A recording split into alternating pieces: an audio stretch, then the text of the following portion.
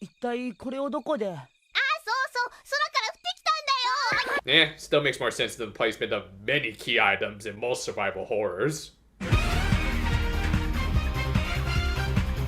This week's cold opener kind of spoiled things for later in the episode, so we'll just skip it for now. We open with Ojamajo's class visiting a Buddhist temple in order to partake in tests of courage. Basically, it is a summer event where kids tell spooky stories before walking through scary locations. Now I can tell you, as someone who has trained at a temple like this, it is scary, though not for ghosts or anything like that. Said temple was the home of one of their classmates, Shinshu Yamauchi. Does shaving your head make you go through puberty early or something? Yeah, let's just get this out of the way. This character was grossly miscast. On his own, this VA just has a very stiff average Joe voice, but he especially stands out when the rest of the cast is mostly female, including the other male students, in order to make them sound like actual kids rather than a dude in his 30s. What's worse was that this actor was pretty mediocre overall, with the inability to deliver the proper amount of emotion and cadence in many scenes, which does become more than a little detrimental for an episode like this. Anyway, their little spooky night started with Microsoft Sam here telling the tale of a young girl who frequented a cemetery claiming that she was waiting for her father. A man who had lost his own daughter and visited the cemetery every day eventually got to know the little girl. Well, this is already becoming a scary story for all the wrong reasons. Also, I think this girl's design was based off of Hanako-san, an urban legend about a ghost girl who basically acted as the Bloody Mary of Japanese school bathrooms. So of course, the twist to this story should be obvious, with the girl happily reuniting with her estranged father. Wait, what? I mean, seriously, here, let me fix it for you, kid.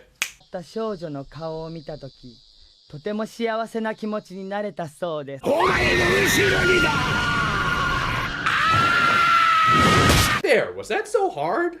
Oh sure, there was an epilogue to it, but it was also more feelsy than anything, as it was revealed that the girl was indeed a ghost who had passed away long beforehand after telling her father, who was a doctor, to go take care of an emergency patient while she was on her deathbed. It was actually a really touching and tragic tale about a girl who sacrificed her final precious minutes with her father. Thus, I have no idea why Cue Ball here advertised it as being scary, because I don't think anyone would find this tale.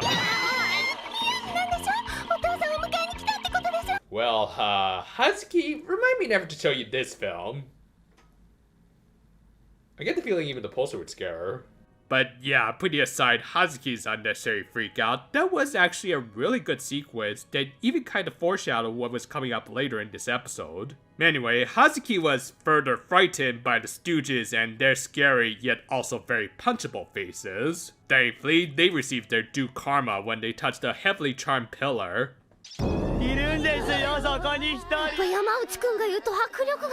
Yeah, as long as you're afraid of Tommy Wiseau caliber line reading.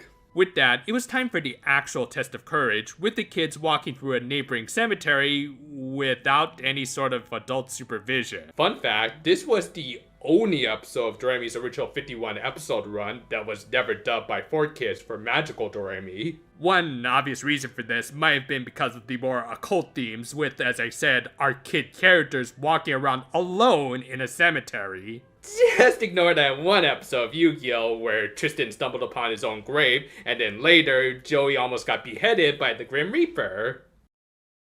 Nah, but seriously, 4Kids did start to stray away from themes of death in its later years, which this episode has in spades, as we'll soon see. Add on top of that the overtly religious Buddhist themes, and that might give them more than enough reason to skip this one over even the kidnapping episode. Speaking of which, the spotlight character of that episode, Hazuki, was still scared out of her wits, so her friends encouraged her to think about Majrika and how utterly unintimidating she was. Personally, I would suggest thinking about the yellow frog, as anger can override fear. The test began, which were fun sequences, as we got to see several pairings really show off their personalities, like Nobuko still not getting over her habitual lying with Aiko reeling her in, Hazuki and Yada actually syncing up for once by being scared together, leading to some hilarious animation, as well as a call for Majrika, so wins all around. and most importantly, the Stooges being scared out of their wits. Oh yeah, throughout all of this, there was a ghost following them, which Yamauchi just spelled out as being the spirit of his late grandfather. Though interestingly enough, he noted that it never appeared before him for whatever reason. Thus, when his and Doremi's turn came, they had no encounters, prompting the kid to explain a possible reason for why the ghost was avoiding him.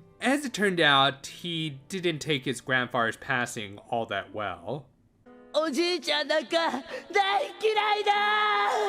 Okay, credit where it's due, that was a decent delivery. Because of this outburst, he did want to apologize for it, but believed that his grandfather's spirit was actively avoiding him. Thus, in a nice moment, the Ojamajo decided to help their classmate by summoning forth his dead granddad. Ah, there's nothing like a colorful magical girl show that promotes necromancy. Yeah, of course, that's a subject for another day. What they actually were going to do was have the magical stage set up a scenario where the two could meet. Regardless, it still freaked Hazuki out, and I love the little touch of her stock animation here just being slightly altered to reflect her reluctance of casting the spell. It resulted in the teleportation of an incomplete wooden horse, which of course Yamauchi recognized as one of his grandfather's handiworks. They returned to a storehouse where he further reminisced about his final day with his grandfather and how he had promised to finish the horse by the time he had gotten back from school. Obviously, he failed to keep that promise. And once again, this was a fantastic sequence with some brilliant use of subtle lighting and shadows. Like, just notice how the grandfather was the only one with this dramatic chalky black shadow behind him, as though his time was slowly winding down. This, without doubt, was one of the most well-done sequences in this entire series so far. And yet, I just wish we could have had a better narrator for this tale.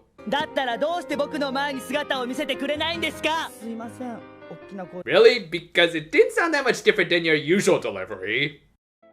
I'm not even really kidding, it does sound like they raised his volume during the post-production just to compensate for this actor's lack of ability to enunciate. I could be wrong, but regardless, it does highlight how this fantastic scene is being taken down a peg by this actor who is clearly not suited for this dramatic role. If you can't tell, I do put a lot of emphasis on voice acting because to me, anime is a visual and auditorial art. This is especially true when you're covering a subject as significant as death, where we do need to feel the character's emotions in order to get across the weight of the scene. I know some expected me to cry over this episode, and don't get me wrong, I still think it's a great one that might have been able to make me cry because I know for a fact the writer of this episode has made me do it several times in the past. But I just can't when I'm being constantly taken out of the scene by a poor performance.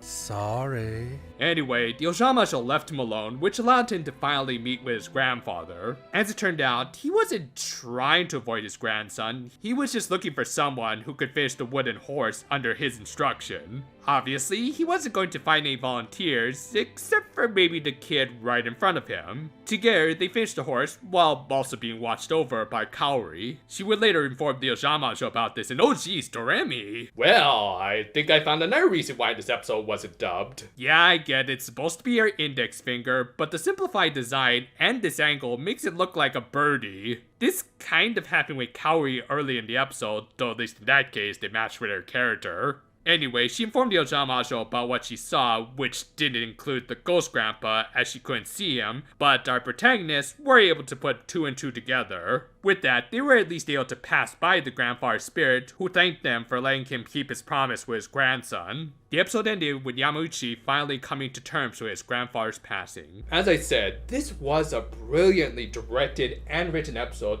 about the importance of accepting the passing of loved ones. We got some really good visuals that took full advantage of the show's seemingly simplified designs, both for drama as well as even some comedy. That said, this was unfortunately taken down a bit by the spotlight character, who while not at all poorly written, was poorly performed. A good VA can make me see only the character. A bad VA can make me see someone reading their script.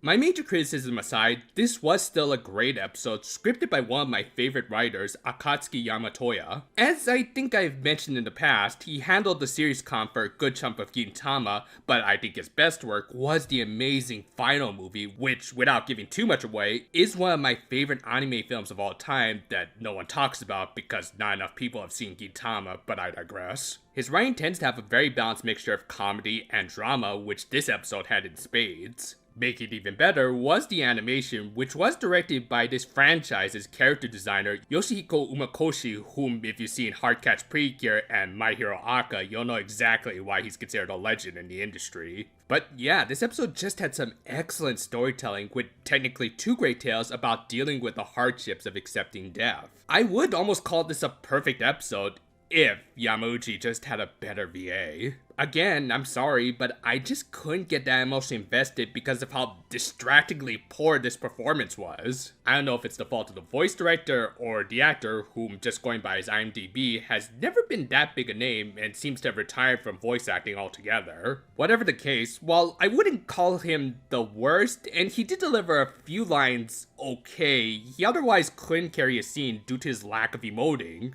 Still, if you're not as much a stickler for voice acting like I am, this is easily one of the funniest and yet most touching episodes of the season so far with some excellent visuals. If anything, I do appreciate these tales more than Hazuki ever will. With work on my Healing Good overview done, I'm going to start scripting part 2 of my Gold Princess review this week. I'll say right now, this next part of the series was probably my second favorite quarter of it. I'll let you guess what my actual favorite quarter of the series was. Still look forward to it. Until then though, for now my friends and hey, what the, hey!